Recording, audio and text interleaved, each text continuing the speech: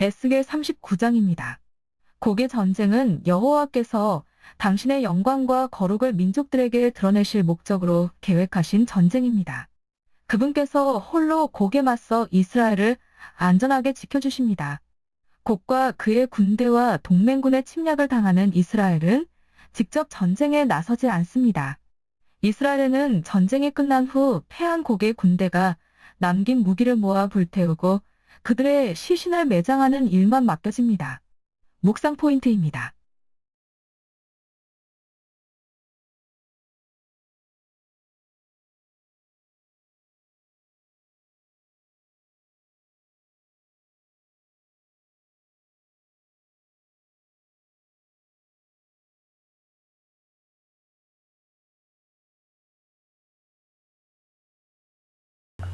1절로 20절입니다.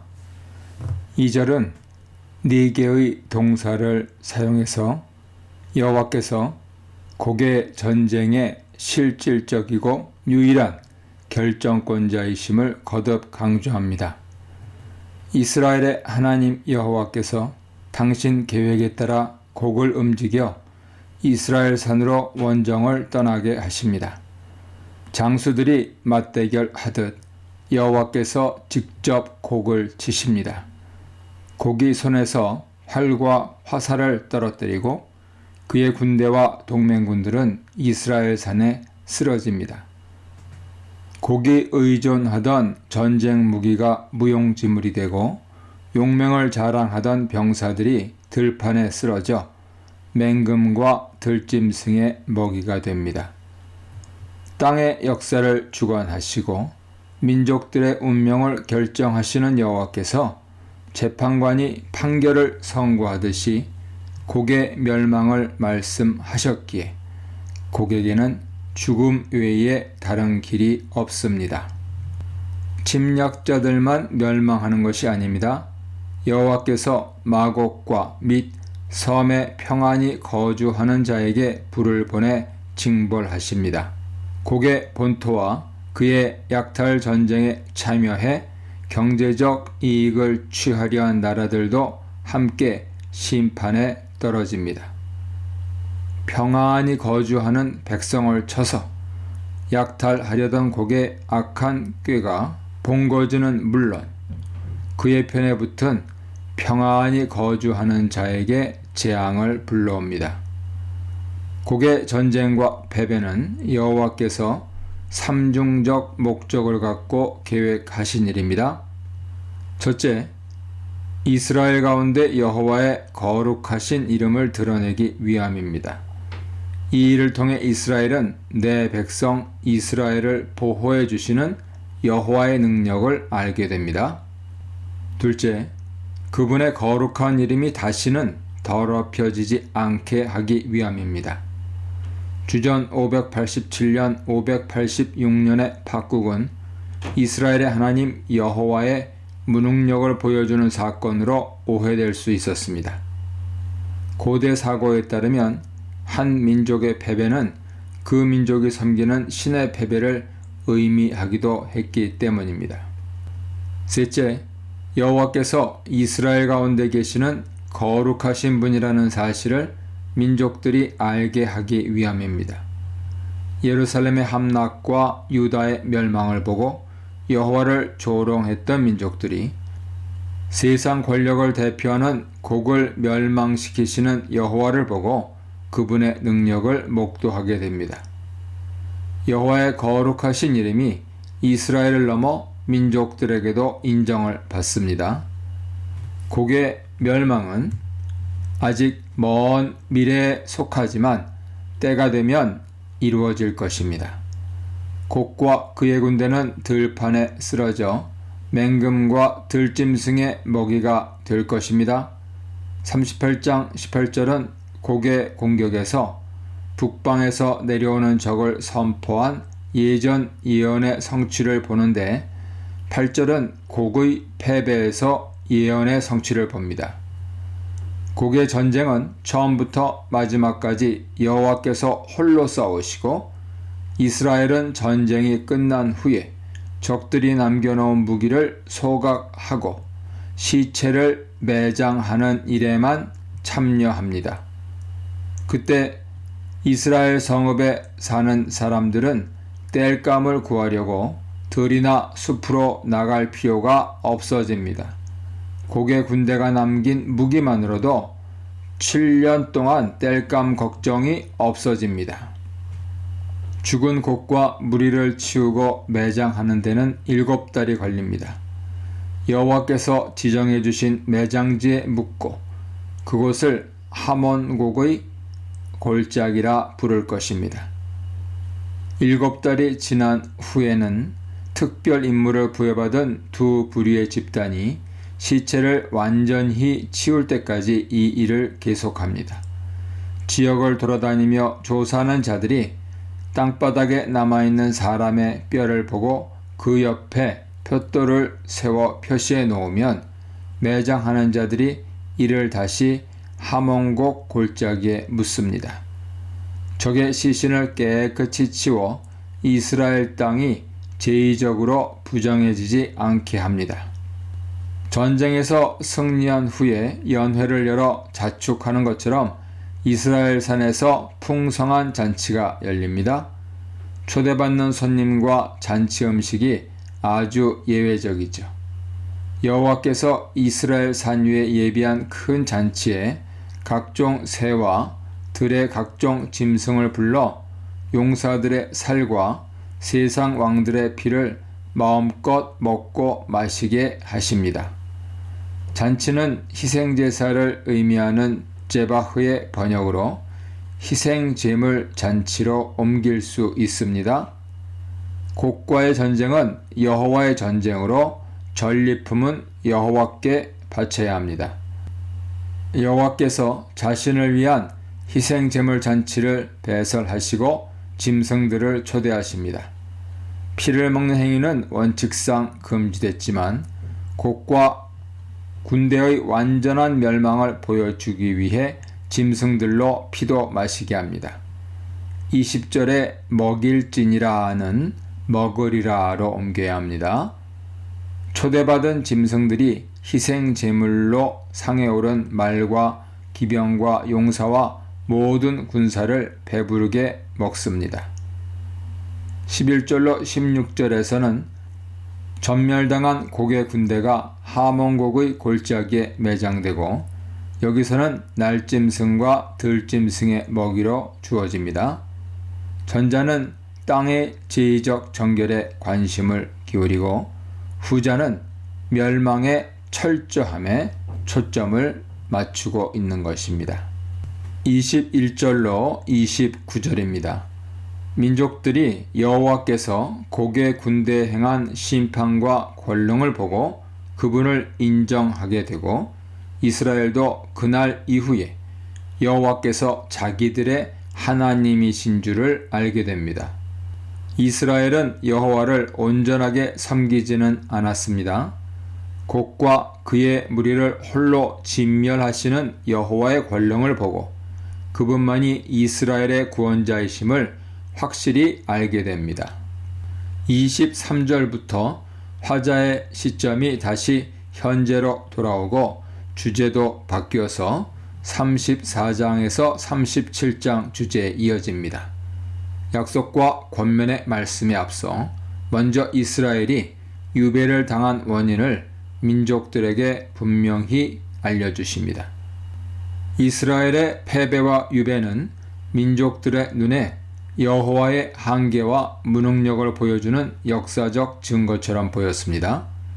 신이 자신을 주신으로 섬기는 민족을 멸망시킨다는 것은 상상조차 할 수 없었습니다. 세상 권력을 심판하시는 여호와의 권능을 보고 민족들은 유다의 멸망과 유배가 이스라엘의 죄, 곧 그들의 더러움과 그들의 범죄를 징계하시는 그분의 심판이었음을 알게 됩니다. 25절로 29절은 이스라엘이 멸망한 이후 에스겔이 선포한 메시지의 요약으로 에스겔 1장부터 39장의 결론에 해당합니다. 이스라엘의 미래 구원은 철저하게 여호와의 주도로 성취되죠. 그분의 거룩한 이름을 위한 열심과 이스라엘 온 족속을 가여이 여기시는 그분의 사랑이 야곱의 운명을 되돌립니다. 우상 숭배로 이스라엘이 질투를 유발했지만 여호와께서 당신의 거룩한 이름을 위해 열심을 내십니다. 이스라엘을 위해서가 아니라 이스라엘의 멸망과 유배로 더럽혀진 당신 이름의 거룩함을 지키시려고 여호와께서 이스라엘의 운명을 되돌리십니다. 여호와께서 베푸시는 사랑은 반역한 이스라엘의 값없이 구원의 문을 열어주는 허물조차 감싸 안는 긍휼입니다. 야곱의 운명을 되돌려주시는 여호와의 열심과 사랑이 가나안에서 평안히 살 수 있게 지켜주십니다. 그때 이스라엘은 우상 숭배와 불순종과 배반의 수치스러운 과거를 잊어서는 안 됩니다. 과거를 되돌아보며 깨우침을 받아야 하죠. 26절에 부끄러움을 품고 내게 범한 죄를 뉘우치리니 하는 것은 문자적으로 자신들의 수치와 내게 저지른 모든 배반을 짊어지리라로, 최근의 번역으로는 짊어지리라의 모음점을 수정해서 그들은 자기들의 수치와 내게 저지른 모든 배반을 잊게 되리라. 짊어지리라에서 잊게 되리라로 번역하는 부분들이 대세입니다. 27, 28절은 내용상 21, 22절의 반복입니다. 유배민의 구속을 통해 여호와께서 민족들에게 당신의 거룩함을 드러내시고 이스라엘은 여호와께서 자신들의 하나님임을 알게 됩니다. 여호와의 약속은 과거와 현재를 넘어 미래를 내다봅니다. 여호와께서 이스라엘 족속에게 당신의 영을 부어주어 언약 관계가 다시 파기되는 일이 없게 해주십니다. 심판 이후에 새로운 구원 시대가 여호와의 영에 의해 항구적으로 보장됩니다. 39장 침략자 고개 멸망.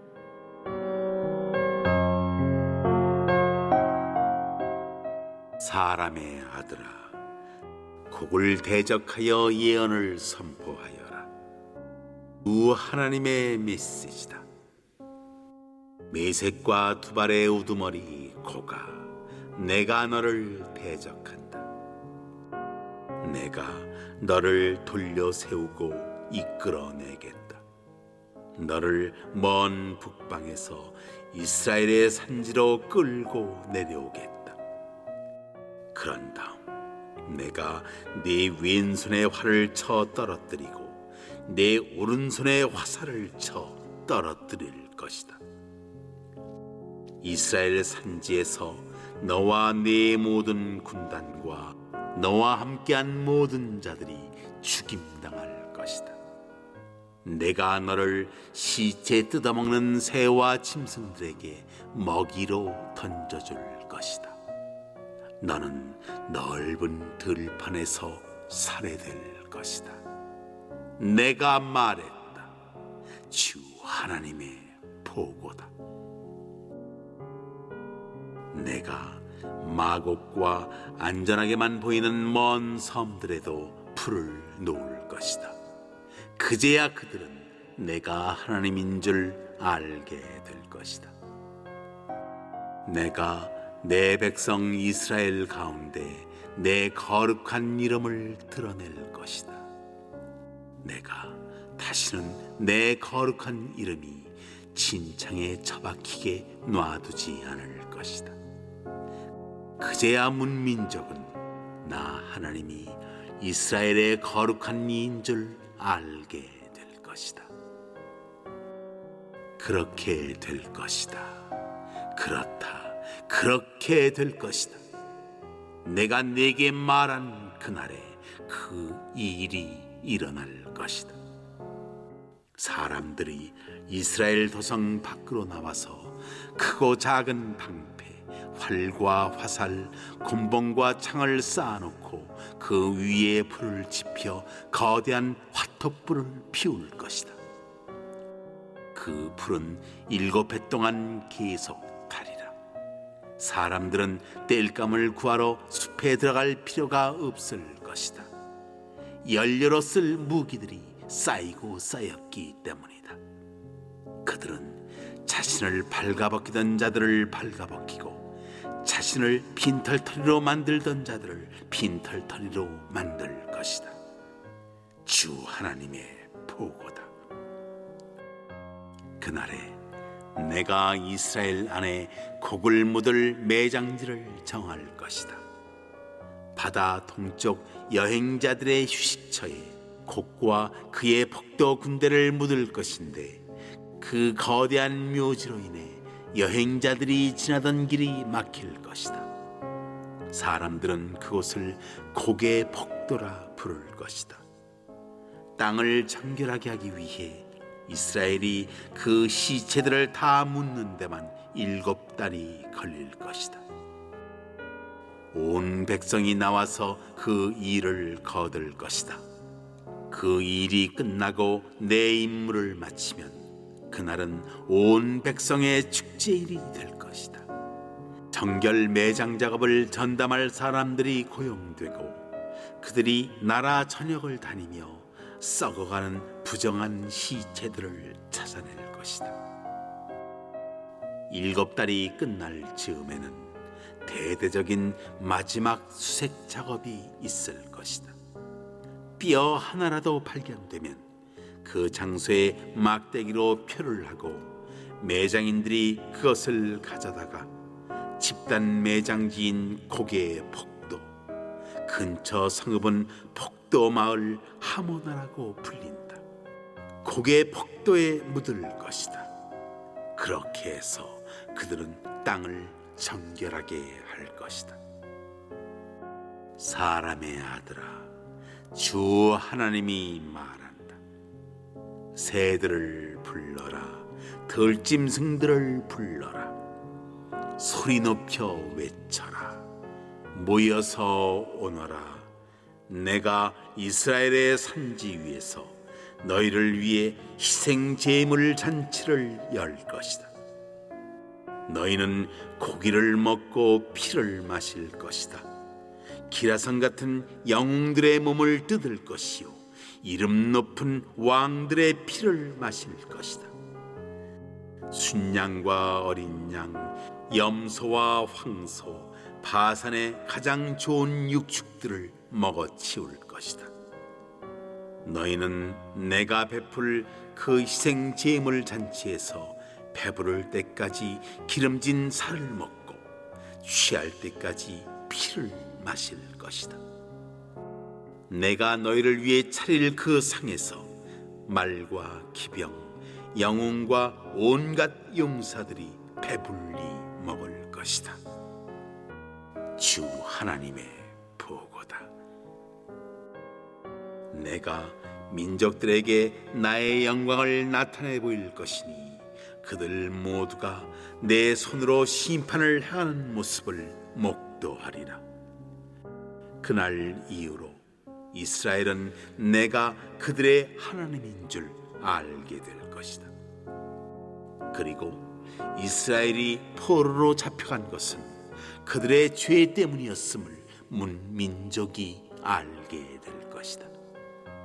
이스라엘은 내게 반역했고 그래서 나는 그들에게 등을 돌렸다. 내가 그들을 그들의 원수에게 넘겨주었고 그들은 모두 죽임을 당했다. 나는 죄에 물든 삶을 산 더러운 그들에게 응분의 벌을 내렸다. 나는 등을 돌려 그들을 외면했다. 그러나 이제 나는 사로잡혀간 야곱을 다시 부르고 이스라엘의 모든 백성을 가엾이 여기며 내 거룩한 이름을 위해 열심을 낼 것이다. 이스라엘이 그들의 땅에서 아무 두려움 없이 안전하고 평안히 살게 되는 날에 마침내 나를 배반했던 부끄러운 기억이 사라지리라. 그들을 낯선 땅에서 다시 데려오고 원수의 영토에서 모은 다음 나는 모든 민족이 지켜보는 앞에서 그들을 사용해 나의 거룩을 나타내 보이리라. 그제야 그들은 내가 그들의 하나님인 줄 확실히 알게 될 것이다. 나는 그들을 포로로 잡혀가게 했지만 한 사람도 남김없이 다시 그들의 땅으로 모을 것이기 때문이다. 나는 이스라엘에 나의 영을 부어 내 생명으로 충만케 하고 다시는 그들에게 등을 돌리지 않을 것이다. 얼굴을 마주하여 그들을 볼 것이다. 주 하나님의 보고.